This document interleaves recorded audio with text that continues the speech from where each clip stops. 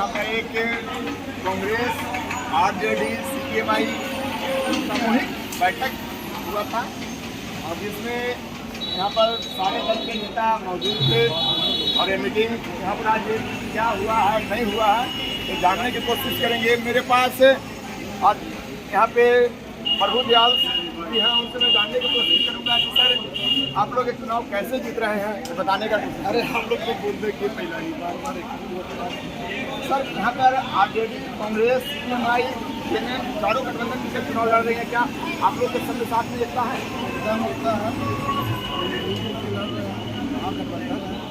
Sir एक सा फैलाया गया था कि प्रभु दयाल यादव के साथ मारपीट हुआ है, वो आरजेडी से सपोर्ट नहीं कर रहे हैं कांग्रेस को, क्या इसमें अब आप साथ में हैं? ऐसा कोई बात नहीं, घर रहता है घर में भाई भाई में झगड़ा नहीं होता, घर में कम कुछ होता घर में झगड़ा होगा तो पूरा घर में ढाल होगा, ऐसा बात नहीं। बीजेपी वाले सर हमेशा ये बोल रहे हैं कि अब की बात 400 पार का नारा दे रहे हैं, बोल रहे हैं कांग्रेस कहीं भी नहीं है हैंड्रिंग में, और इसमें आप लोग कैसे साथ दे रहे हैं कांग्रेस को? तो सर जुमला है, बिल्कुल झूठा है, 400 पार होगा तो सर कांग्रेस इस बार किस तरह से चुनाव जीत पाएगी चतरा में खास करके? चतरा में कांग्रेस किसी भी हाल में जीतेगी, इसलिए कि जो भी अभी हमारे सरकार जो भाजपा की सरकार है उसमें जितने भी जुमलेबाजी हो रहा है, फ्री का अनाज देना, इससे पहले हम लोग का साबित हो चुका है कि हमारे भारत देश में जब अंग्रेज का आगमन हुआ था तो फ्री चाय पिला करके आदत डालने की कोशिश की गई थी और फिर हमारे भारत देश पर उसने शासन किया और तहस नहस करके चल गया। ये फ्री का अनाज केवल लोगों को अपनी ओर आकर्षण करने के लिए दिया जा रहा है, इससे आम पब्लिक खुश नहीं है। सर बीजेपी तो बार बार कहती है कि 70 साल में कांग्रेस ने लूट लिया, 70 साल में कांग्रेस कुछ काम ही नहीं की है।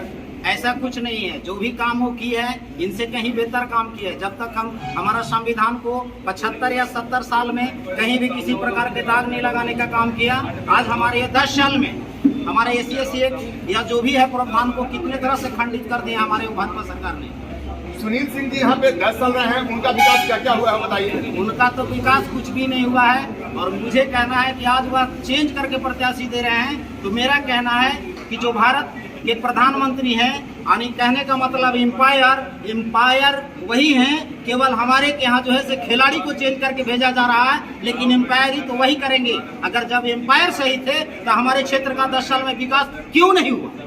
सर एक क्या अगर केएन त्रिपाठी जी जीते हैं या कांग्रेस के केंद्र में सरकार बनती है तो गया चतरा रेलवे लाइन जो यहाँ का सबसे बड़ी मुद्दा है वो हो जाएगी सही? बिल्कुल होगी, क्योंकि पहले भी आपका कांग्रेस का ही देन है कि जो कि आपका हर जगह रेलवे लाइन का जो आविष्कार हुआ है उन्हीं का दिया हुआ है, उसको पैटर्न को केवल अब सुदृढ़ करने का काम किया जा रहा है। सर जो यहाँ पे बीजेपी के ये हैं उम्मीदवार हैं, उन्होंने बोलते हैं कि हम साफ छवि के उम्मीदवार हैं, हम भारी मतों से 5 लाख मतों से जीत रहे हैं, जो पिछले थे वो क्या किए नहीं किए वो भी विकास किए हैं, क्षेत्र में बहुत सारे विकास किए हैं, टंडवा में विकास गिनाते हैं, टंडवा में जाकर देख लीजिए कैसे विकास हुआ है, और अपने आप को बहुत साफ छवि के उम्मीदवार बताते हैं। अपने से यदि कोई आदमी बोले कि हम साफ छवि का उम्मीदवार हैं या मैं बोलूं कि मैं साफ हूं, ये तो पूरे जो लोकसभा क्षेत्र के लोग हैं उनके जानने की जरूरत है ना। और अपने आप को लोकल ही बताते हैं सर, और केएन त्रिपाठी जी को बाहरी बताते हैं। अगर केएन त्रिपाठी जी अगर बाहरी हैं तो मैं साबित करना चाहता हूं कि केएन त्रिपाठी जी हमारे लोकल हैं, इसलिए वो खतियानी रहती यहाँ का। अगर इनके बारे में पूछा जाए तो खतियानी रहती हमारा नहीं है, 1932 का खतियान के तहत इनका कहीं भी कोई दर्जा नहीं है। अगर कांग्रेस जीतती है सर तो प्रधानमंत्री किनको बनाएगी, कौन है ऐसा उम्मीदवार? वो तो चुनाव के बाद तय हो, क्योंकि महागठबंधन की सरकार यहाँ बनेगी तो उसमें तय किया जाएगा, इसका कोई निश्चित नहीं। धन्यवाद। अशोक यादव जी आरजेडी प्रखंड अध्यक्ष सह मुखिया भी हैं, और सर आप एक युवा मुखिया हैं और जब आप पंचायत में लड़े होंगे तो युवा के ही मुद्दे पर लड़े होंगे, तो कांग्रेस क्या युवा के मुद्दों पर किस पर चुनाव लड़ेंगे?